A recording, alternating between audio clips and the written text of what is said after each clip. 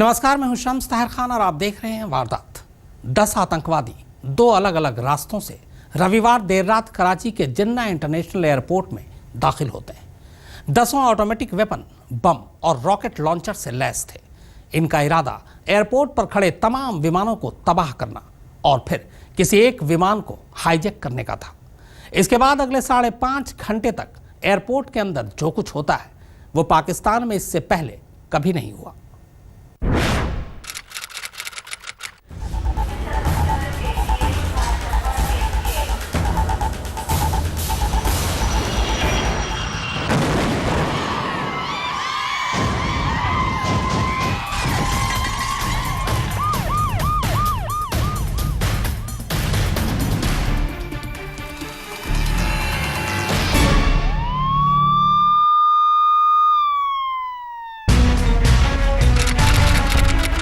रविवार रात 11:30 बजे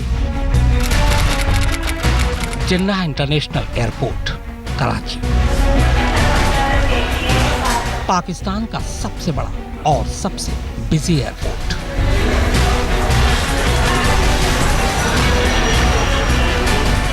ये एयरपोर्ट 2 हिस्सों में बटा हुआ है। एक ओल्ड टर्मिनल है जो सिर्फ वीवीआईपी मुसाफिरों के लिए है और दूसरा इंटरनेशनल टर्मिनल जो आम मुसाफिरों के लिए है। देर रात का वक्त था। एयरपोर्ट पर कई अंतर्राष्ट्रीय उड़ान भरने को तैयार थी।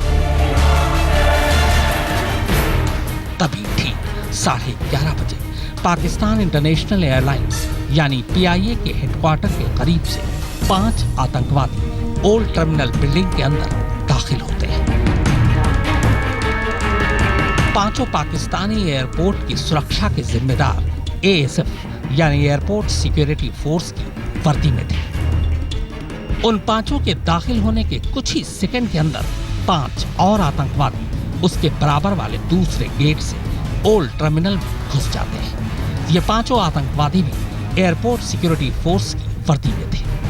10 आतंकवादियों ने वर्दी के साथ साथ आई कार्ड भी गले में लटका रखा था, लिहाजा उन्हें एयरपोर्ट के अंदर दाखिल होने में ज्यादा दुश्वारी नहीं आई।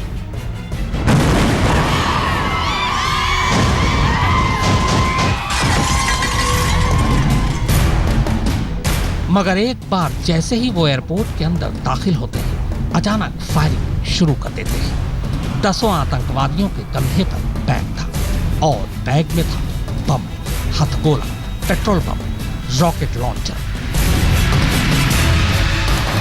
जबकि हाथों में उन्होंने आरपीजी और एसएमजी जैसे आधुनिक हथियार थाम रखे थे। गोलीबारी शुरू होते ही एएसएफ के जवान भी फौरन हरकत में आते हैं। वो उन्हें रोकने की कोशिश करते हैं, मगर आतंकवादी पूरी तैयारी से आए थे। उन्हें पता था कि उन्हें किधर जाना है, लिहाजा अंदर घुसते ही 10 आतंकवादी अलग अलग गुटों में इधर उधर फैल जाते हैं। ओल्ड टर्मिनल में घुसते ही सबसे पहले हैंगर आता है जहां विमान में ईंधन भरा जाता है। उस वक्त हैंगर में कुल 8 विमान खड़े थे, जिनमें से एक में ईंधन भरा जा रहा था। हैंगर से मेन रनवे करीब आधा किलोमीटर की दूरी पर था। आतंकवादियों का एक गुट सीधे हैंगर में घुसता है और गोलियां चलाते हुए हैंगर में खड़े एक विमान के पास पेट्रोल बम फेंकता है।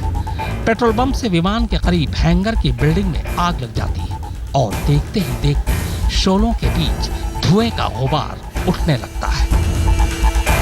दूर से देखने पर पहली नजर में ऐसा लगता है मानो विमान में आग लग गई हो। एयरपोर्ट के सुरक्षाकर्मी इसे देखते ही हैंगर की तरफ भागते हैं ताकि हैंगर में खड़े 8 विमानों को बचाया जा सके, मगर हैंगर में छुपे आतंकवादी उन पर अंधाधुंध फायरिंग कर उन्हें पीछे लौटने पर मजबूर कर देते हैं। आर्मी भी पहुंची, रेंजर्स भी पहुंचे, पुलिस भी पहुंची और उन्होंने इनको घेरे में डाल दिया। तो ये 2 जगहों पे जाके हैंगर हैं उनमें छुपे हैं और एक तरफ ऑपरेशन हुई। 5 दहशतगर्द थे जिनको मारा गया और ये जो अभी लास्ट हुई है ये दूसरी तरफ थी, उनको भी मारा गया। कुल 10 दहशतगर्द बताए गए हैं कि 10 थे, वेल ट्रेंड थे। हमले के वक्त जिन्ना इंटरनेशनल एयरपोर्ट के मेन रनवे पर कुछ उड़ान भरने को तैयार थी तो कई लैंड करने को।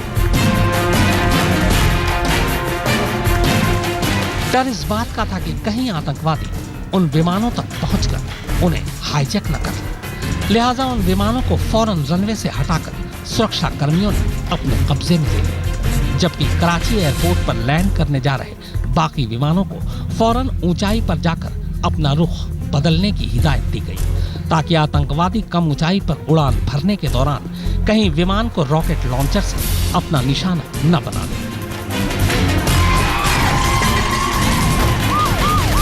धुन गोलीबारी और धमाकों के बीच अब ये साफ हो गया था कि एक फिदायीन हमला है। एयरपोर्ट के अंदर सैकड़ों मुसाफिर भी थे, सभी की जान खतरे में थी और सबसे बड़ा खतरा ये था कि कहीं आतंकवादियों ने किसी विमान को हाईजैक कर लिया तो क्या होगा।